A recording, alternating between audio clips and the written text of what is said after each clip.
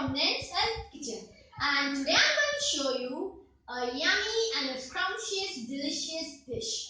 This is a dry masala of disco pumpkin, or you can even call it a sweet pumpkin with chana. So today I'm going to show you how to make pumpkin chana masala. For that, all ingredients you need are, come on guys. So guys, now we will start with the ingredients. This is my mom's version of preparing the sweet pumpkin or the disco pumpkin. For that, all ingredients you need are, here I have salt for taste. Sugar is optional. I'll be using the sugar cubes. You can go ahead and use crystallized sugar or granulated sugar. It's an optional guys, to make the dish more tasty and yummy. Then chili powder according to your taste. I have dhania powder, 1 tablespoon, nice heap tablespoon. And then turmeric powder, 1/4 of a teaspoon. Chili, as I told you, according to taste. Then jeera powder, 1/2 teaspoon. Garam masala, 1 teaspoon, nice heap. Then here I have 1 small pumpkin being chopped in this style, as you can see here. Then approximately 300 grams of onion, which are sliced and chopped in this way. Then 1 large cup of tomatoes, that's somewhere around 3 to 4 tomatoes, large. Medium size 4 tomatoes chopped in this style, nice large chops. Then 1 cup of boiled chickpeas, that is chana, which have already been boiled, which will make a dish prepare easy or cook faster. Oil, and this is also optional guys. You can even quit this if you don't like the taste of chana in your masala. Then oil for cooking, I'll be using the olive oil, which will be good for health, but you can go ahead and add sunflower oil or any oil you use at home. Then coriander finely chopped. Here I have some dry kasturi methi, that is methi leaves. I have made it at home. You can log into my videos to see how to make kasturi methi, or you can get it from the shops, store-bought, etc. Now we will start with the cooking. So guys, now I took a pan where I added a nice amount of oil, somewhere around 4 to 6 tablespoons, nice large tablespoon of oil. Once the oil is hot, I'll be adding the onions.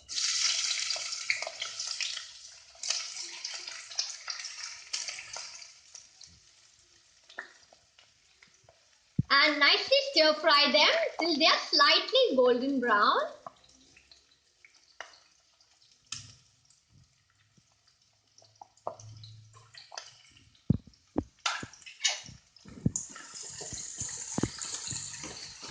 Stir fry them till they are nicely slightly golden brown.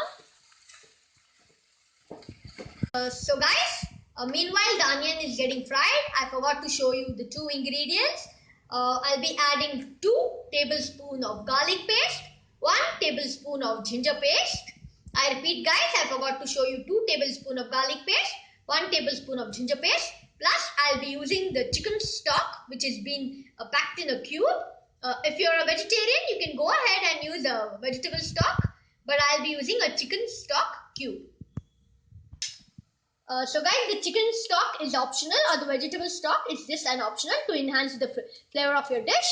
Now all what you've got to do is, once your onions are slightly golden brown, we'll keep the onions to the side so that the oil comes in the middle and we can stir fry our ginger garlic paste nicely. Now I'll be adding the ginger garlic paste. And I'll stir fry nicely till it gives its intensifying aroma.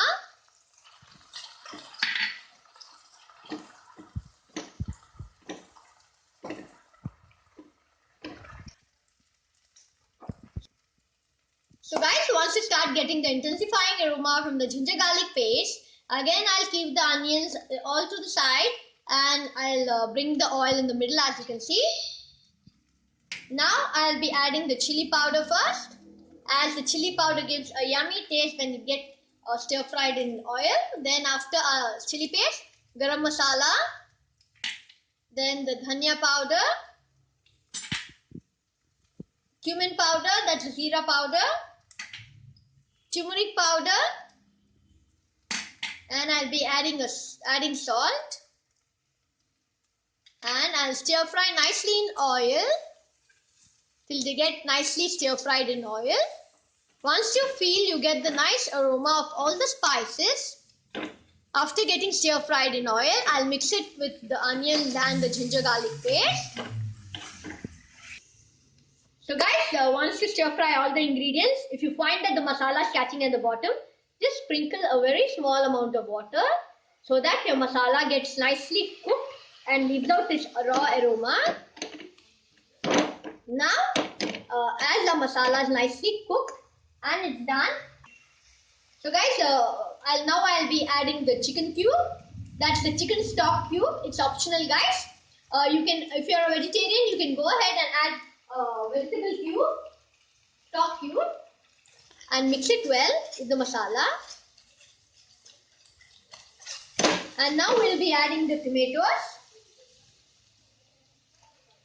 and we will mix it well with the masala and close the lid so that they become nice, soft and tender. And see that their volume is on low so that the masala doesn't catch at bottom. And if still you find that the masala is too dry and it might get burnt, you can sprinkle some water. But as tomatoes have their own juices, I don't think so you need to sprinkle water. Now I'll be keeping my volume on low and I'll be closing it with a lid.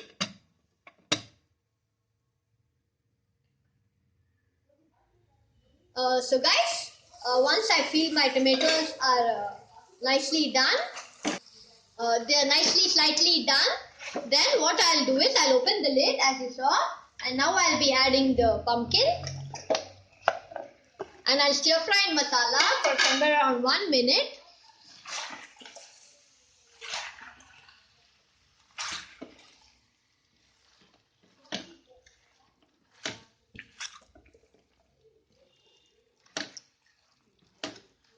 Stir fry nicely in the masala for. So guys, once I stir fry nicely in the masala for approximately 1 minute, I'll be closing it with the lid till they are half done.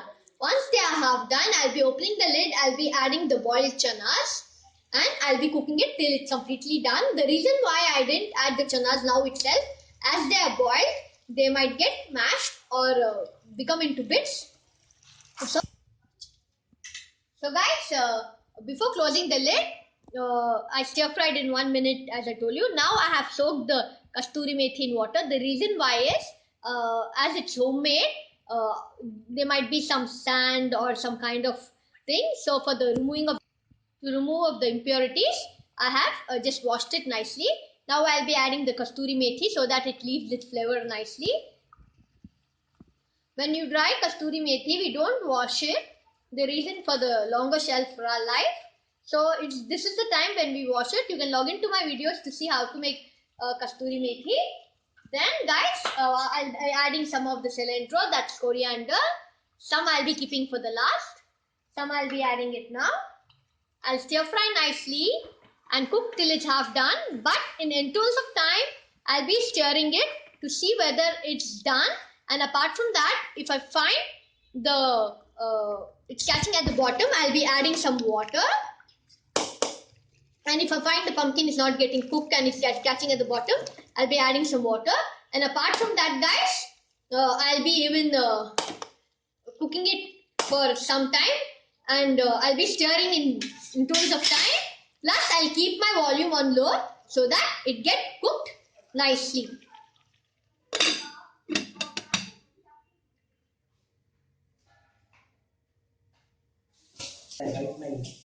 So guys, as you can see, when my pumpkins are 45% or 50% done, I'll be opening the lid and I'll be adding the chickpeas or the chana, as you can see here, and I'll mixing it well with the masala. As I told you, chickpeas or the chana are the option ingredient in this recipe to enhance the taste and the look of the recipe, guys. So once you add this masala nicely, then I'll be closing it with the lid. If you feel like you have to sprinkle some water, you can go ahead and sprinkle some water. Now I'll be sprinkling some water and I'll be closing it with the lid. I'll be adding a little bit of water so that they are nicely done. And once they are completely done, guys, and leave the oil from side, I'll be removing it and will be serving with the meals, with the rice, etc. So now I'll be closing it with the lid, and in intervals of time I'll be checking if it's done. If it's not done and catching at the bottom, I'll be adding water, and I'll see that the volume is on very low. So guys, now we will close the lid and wait till it's done. So guys, now that my dish is done completely, as I can see everything is been cooked and nicely done, I'll be adding the sugar cubes. Sugar cubes are optional, guys. I'll be adding the sugar cubes. Add the sugar cubes and cook for some time. Now I'll be sprinkling, as I added the sugar cube and cooked for some time, I'll be sprinkling the fresh coriander and I'll be serving it. So guys, here we have done with the yummy dish, as you all saw. So please guys, don't forget to like and subscribe my videos. Bye bye.